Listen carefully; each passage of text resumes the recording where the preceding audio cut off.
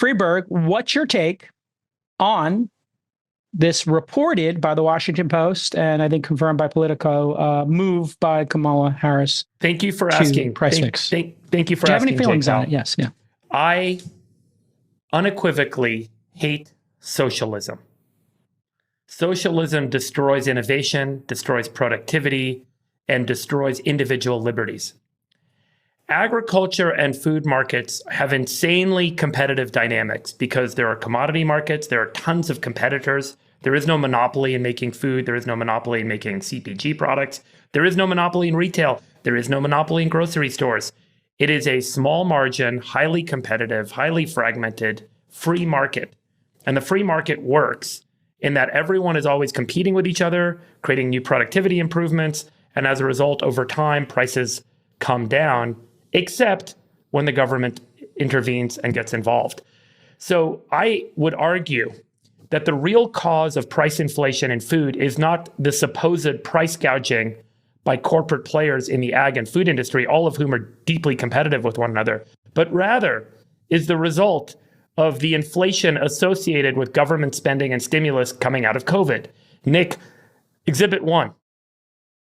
The Fed balance sheet. From COVID to today, the Fed balance sheet grew from $4.2 trillion to $7.2 trillion, a growth of 70%. The Federal Reserve went out and they bought assets and they issued debt to banks and introduced liquidity into the system. If you go to the next slide, as a result, the M2 money supply increased from 15 trillion to 21 trillion since COVID, a 40% increase.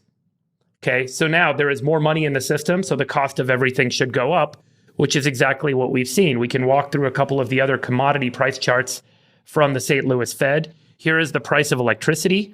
As an example, the price of electricity has gone up a little bit less than the M2 money supply. But the truth is, when you start to actually look at ag commodity prices over time, what's happened is there was certainly a boost coming from COVID, but the competition and the challenges in overproduction in the ag markets has started to hit and started to bring prices back down. So here's the price of strawberries. Strawberries today are selling for less than they were pre-COVID. Potatoes are now back to where they were pre-COVID. Now, let me give you some statistics on some of the supposed price gouging companies in the industry. Kraft Heinz stock pre-COVID was $29 a share. Today, Kraft Heinz stock is $34 a share. 2019 revenue of $25 billion, 2023 revenue of $26 billion. EBITDA in 2019 of $6.1 billion, EBITDA in 2023 of $6.3 billion. There's not a lot of profit gouging. In fact, Kraft Heinz has not been able to keep up with the inflation. Starbucks, which we just talked about, their stock was at $90 pre-COVID and today $93.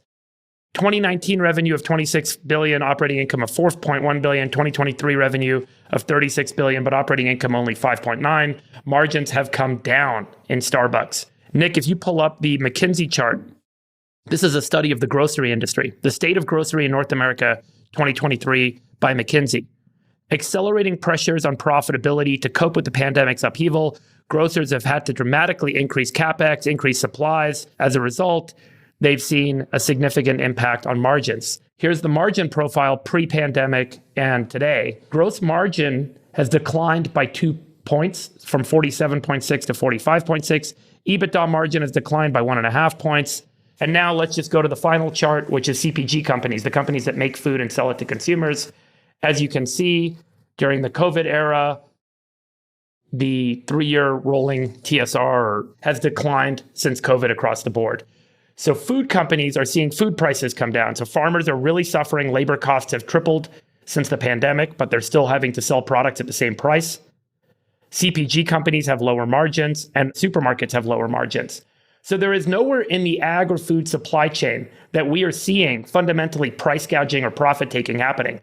What has happened is the cost of labor, the cost of moving stuff around, the cost of fuel, the cost of electricity, the cost of goods has all risen with inflation because of the increase in the money supply and federal spending and the stimulus associated with the Federal Reserve buying assets onto their balance sheet. So arguably, I would say that trying to step in and cap prices will reduce competition and as a result will reduce investment in improving productivity. And we have seen this countless times with every socialist experiment in human history has started with caps on food, and it has resulted in bread lines like you see in the image behind me today, as we can see in Soviet Russia.